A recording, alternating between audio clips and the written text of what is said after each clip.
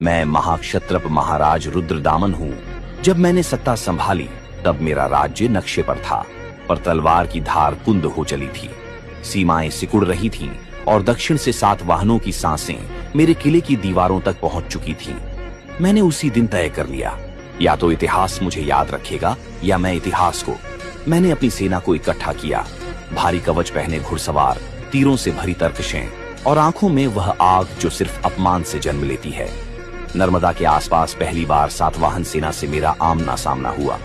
उनका भरोसा संख्या पर था, मेरा भरोसा गति पर। जब उनका पैदल दल आगे बढ़ा, मैंने घुड़सवारों को फैलाया। चारों दिशाओं से बौछार हुई।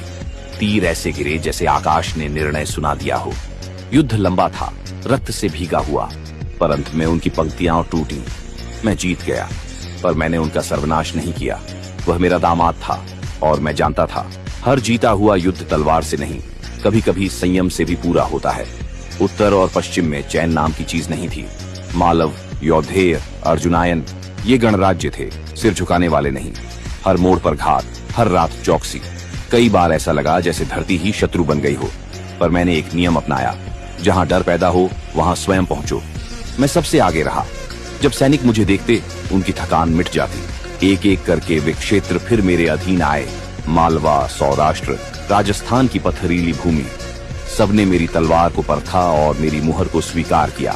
और जब शोर थमा, तब मैंने पत्थर से बात की। जूनागढ़ की उस चट्टान पर मैंने अपने शब्द खुदवाए, संस्कृत में। वह मेरी दूसरी तलवार थी। उसमें मैंने अपने युद्ध नहीं, अपनी जिम्मेदारी लिखी। झीलें बनवाई, बांध मजबूत कराए, ताकि अकाल भी मेरी प्रजा पर हमला न कर सके। मैंने दिखाया कि एक योद्धा निर्माण भी कर सकता है और एक विदेशी मूल का राजा इस मिट्टी की भाषा में इतिहास लिख सकता है। युद्ध अनिवार्य हो सकते हैं, पर क्रूरता नहीं। तलवार उठाओ तो न्याय के लिए, और जब जीत जाओ तो निर्माण के लिए, क्योंकि अंत में वही राजा अमर होता है जो जीत के बाद भी मनुष्य बना रहे।